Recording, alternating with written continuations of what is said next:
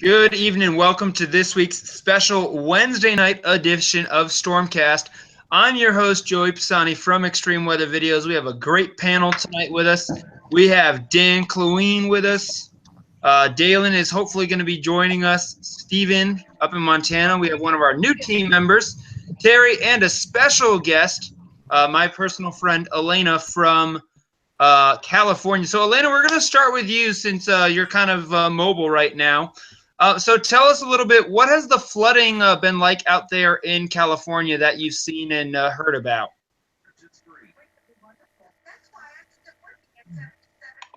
I think we may have lost her. All right, well, we'll get back to Elena here once her connection gets restored here. So obviously another big thing that we've had this past week is the tornadoes in the southeast, Mississippi, Georgia, Florida. I've all had tornadoes. The flooding has been a big story here, and also we're expecting. We've had a pretty big snowstorm going on right now across parts of the upper Midwest, and expecting a lot of return of cold air. So, Dan, kind of give us what's the latest on this snowstorm that's been affecting parts of the upper Midwest. What have you Yeah, seen? kind of going from one extreme to the other. Powerful tornadoes down in the southeast to a pretty sizable winter storm going on in the upper Midwest. So far, through the northern plains, we take a look. Nebraska seems to be coming in with the highest snow total so far. Merriman at 22 inches, Spencer at 20, wow. Newport at 18 inches. South Dakota also has some pretty impressive totals. Pinkstown 18 inches, Yankton at 16, Herrick at 15. Then you go down to Iowa, a little bit less. Hartley has the most in Iowa so far with 14, Mason City at 13, Esterville at 12. And then up to Minnesota tapers off a little bit, but still some pretty good amounts, almost a foot of snow. Stewartville at 11 inches, Spring Valley at 10, and also in Racine.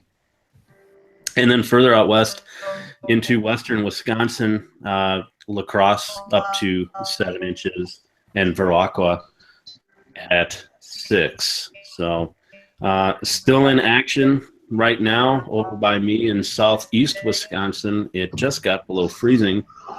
We're expected to maybe get an inch or two out of this. We're kind of out of the target path, but pretty sizable storm for those areas as it is January, although you wouldn't have guessed it with all the tornadoes down in the southeast. So I figured you would be interested in talking about that next. So pretty good winter storm for January. Yeah, definitely, and I think with the return of the cold, it's definitely going to be pretty interesting. But that does bring us to one of our main topics tonight, which is the deadly tornadoes in the South. And let me just kind of give everyone a quick summary as to what we saw. There have been at least so far 60 confirmed tornadoes from January 21st through the 23rd, stretching from Arkansas and Louisiana all the way east into Georgia and Florida. This was one of the largest, not the largest, but one of the largest winter tornado outbreaks on record. The largest outbreak was actually back in 1999, January of 1999, when we had 212 tornadoes alone just in that one outbreak. Looks like we have Elena back with us. So, Elena, I'm not sure if you heard my question earlier, but I wanted to ask you about what's the flooding been like out there in California. I've heard it's been pretty bad. Yeah, we've had a lot of the river's been flowing over one hotel in San Luis area was evacuated actually because it flooded over so much that this little area was evacuated. Otherwise, a lot of streets have been evacuated. The Freeway 101 was evacuated too. Wow, so freeway streets. Have you seen any flooding of like homes or businesses at all? We're having a little bit of a hard time hearing you also. working on it. Bear with me.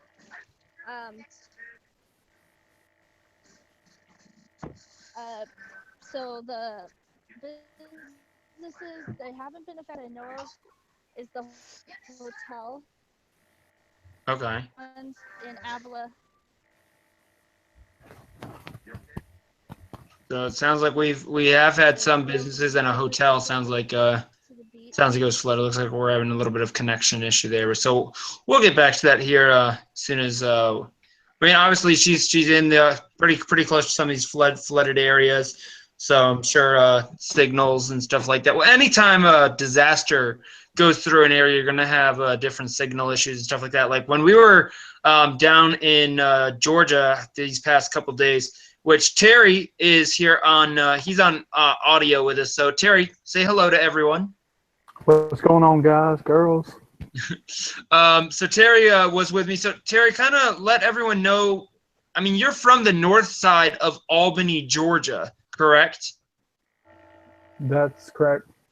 Where exactly in Albany, north of Albany, are you again? I mean, I'm actually in the Lee County area, Leesburg, Georgia. So Leesburg.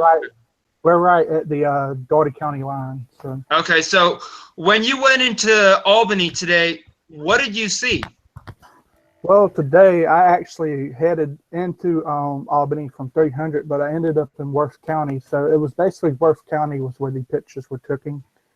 I saw a lot of property damage, a bunch of trees down, some power lines down. This was close to Camp Osborne Road for those that know the area. Just houses were missing, second story, you know, basically stuff like that. The second stories were completely gone. So what were some of the hardest hit areas there in the Albany area? What are some of the hardest hit areas there? Paradise Village would be a very hard hit area. That's in East Albany. Radiant Springs is a hard hit area as well. That area has complete devastation. Houses are flattened out there. Go ahead. What was you saying, Joey? I was gonna say, have you seen a lot of like FEMA workers or emergency personnel there today? Did you see a lot of activity, or are they kind of slow coming into the area? They are kind of slow coming into the area. We have some people from Cincinnati that came in. They're currently stationed at the local Walmart on Lido Road in Albany, Georgia. Their storm response is here, but I haven't seen FEMA or any other like storm response teams come out. Gotcha. Okay. Well, hopefully they'll be able to get out there soon. I was out in Adele, Georgia, on Monday. That is east of Albany, on the other side of 75 and a bit farther north. And that tornado, I believe, was either an EF2 or EF3. I think it was an EF2 is what they rated it as. And there was some pretty bad devastation there. Not as bad as Albany, and it wasn't as widespread. I know there was the Sunshine Springs Mobile Home Park. About 32 structures were completely destroyed, and that's kind of one thing that I want to talk about, because not only in Adele but also in Albany, we had multiple mobile home parks kind of just really get destroyed. And so, you know, for those that own a mobile home, you know, what are some safety tips as to how to stay safe in a tornado? You know, this weekend's outbreak across the Southeast killed at least 19 people. At least 14 of those were attributed to people inside of a mobile home. So that's a pretty high number. That's about 75% of the deaths were those mobile home residents. So, and that's kind of why the NWS kind of revisits these places and does their surveys. And it's also important for us to kind of take time on StormCast to talk about tornado safety preparedness. And in this case, particularly for those mobile home residents. So here are a couple tips on how to stay safe in a tornado if you live in a mobile home. First of all, you need to be paying attention to the weather. If a tornado watch is issued for your area, you want to try and see if there's a friend or maybe a family member living in a solid ground-built home that you can stay with during the duration of the watch. So let's say the watch is running from 1 p.m. to 7 p.m. You want to find somewhere where during that time frame you can be in a solid built structure. I know, Dan, we had talked about when I was driving down, there were actually some people kind of even leaving the area. So early preventative action is always best. There's a reason that watches are put out, and that's to kind of let the public know, hey, these storms are likely going to happen in your area. Take preventative action to stay safe in the event of that a tornado does occur. The second tip is if you are in a mobile home and you're under a tornado warning, then you would need to leave your mobile home and find sturdy shelter. It could be a church across the street. It could be a grocery store or a bank or just some sturdy shelter. Many mobile home parks do have storm shelters, and you need to utilize those as soon as a tornado warning is issued. Don't wait for the tornado to come. As soon as that warning is issued, treat it as if the tornado is already on the ground.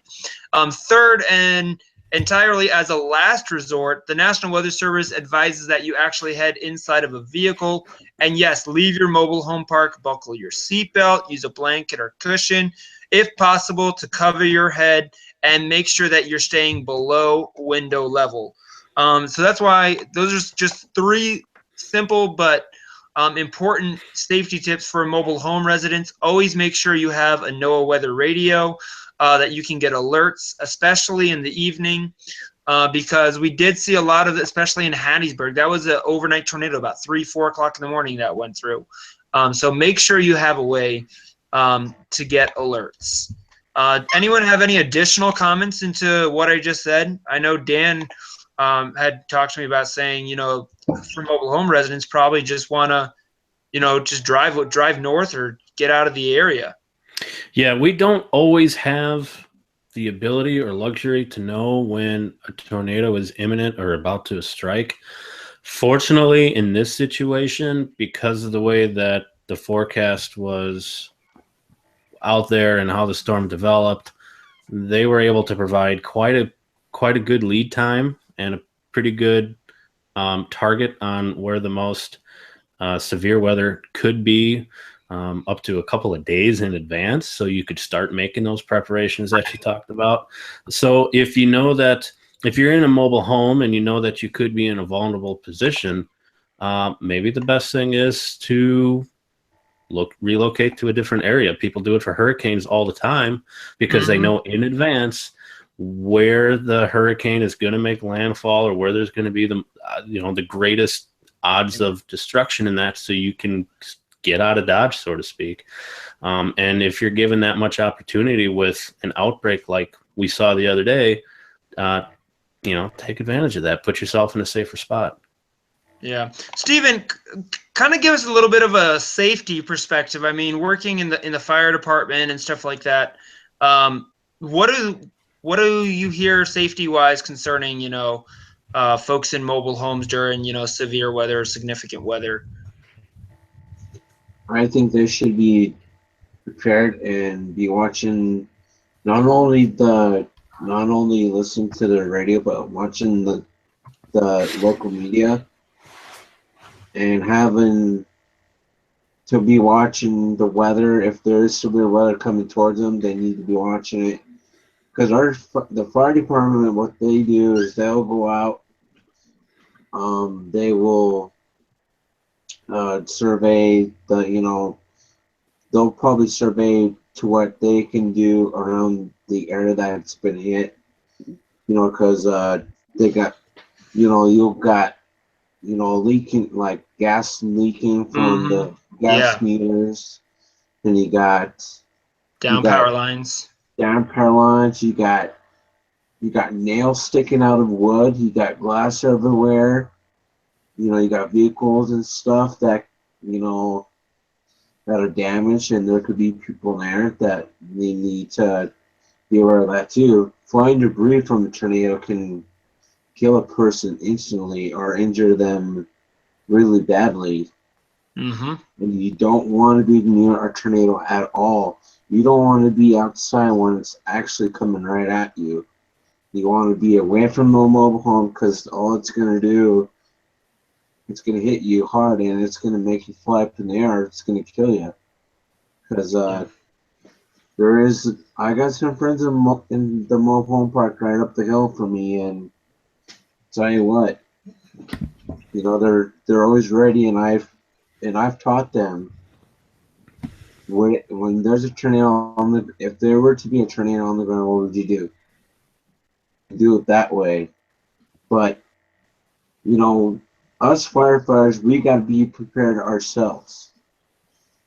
Even if we're at a fire station and there's a tornado on the ground, we need to be out of the station because that tornado would hit the station, we would be gone ourselves. Yeah, and speaking of that, I actually heard a report about some firefighters that rode out one of the tornadoes inside of their fire engine, actually, and they survived. Wow. So that was definitely quite the news there. When I heard that, I was like, wow, that was definitely. Elena, are you back here with us now? Looks like you're back home. Sorry. Awesome. So now that we have you actually here with us, much better. Tell us. I kind of caught a little bit about some of the flooding that you saw there in California. Can you go a little bit more in detail as some of the hotels and buildings and businesses that you've seen flooding? Have you seen any like roads washed away? I mean, I've seen some different video. Yeah. So what's it like? Yeah. In Cambria, there was a back road, and it was well, there are a bunch of farms and people that live out there and have acreage. They can't get through on that road because the road came down so heavy. The road, so there's only Wow. like half a road, and there's a creek next to it. You can where the water came in and where the road got wiped away. And then a bunch of trees have come down as well. In the riverbeds, a bunch of trees are down. You can see where like a couple of shopping carts are in the creek. Which is interesting. Wow. Also been a lot of car accidents. We had many accidents here. A couple of people spun out, and we've had people going off the road and into like the riverbed. 2 cars I know of so far gone into the riverbed when it rained. So they've had to do water rescues and stuff like that for those folks that have driven off the road into rivers. Yeah, we've had river rescue. We haven't had any rescue people come in so far into my area that I know of. Recovery for the people that are out. A lot of people lost their electricity for a couple days. Go to a friend's house or use a generator to get their electricity come back on. Wow. Well, hopefully things will start drying out there for you guys. One last question I have for you. With all this flooding, have you had a lot of mudslides out there where you're at? We've had a few, not on my road, but there's been a few you can see where the mud came down into the road and they pushed it out back to the side with a bulldozer. Wow. There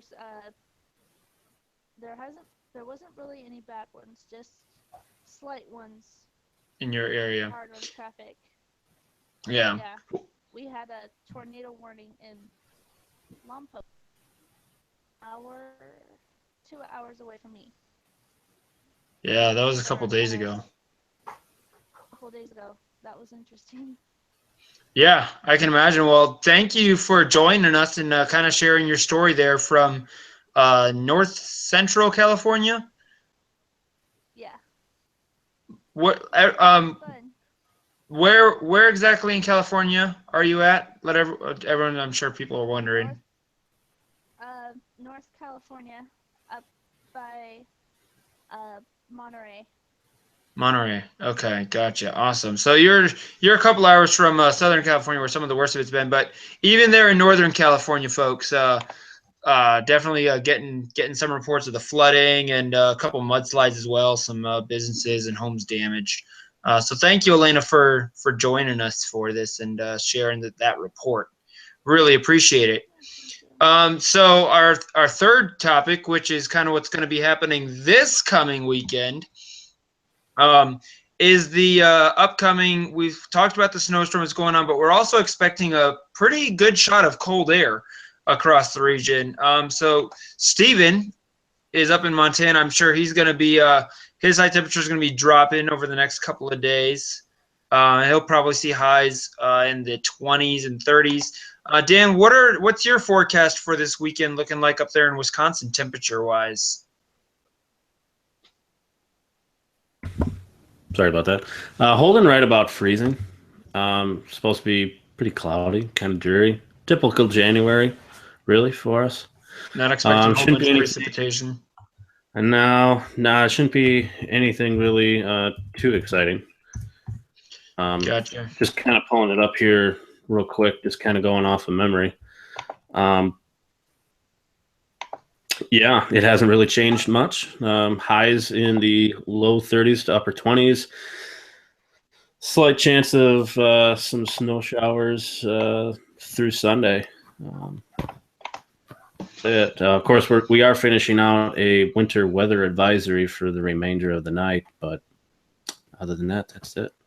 Gotcha. Yeah, I know. Here in the Southeast is kind of probably going to be some of the biggest change. Like today, for example, is about 71 degrees here in Atlanta, and we're going to see our high temperatures drop by about 25 degrees, 15, 25 degrees anywhere in there, down into the upper 40s, low 50s for the next couple days. So that's going to be a change comparing going from, having tornadoes last weekend to having overnight temperatures possibly below freezing.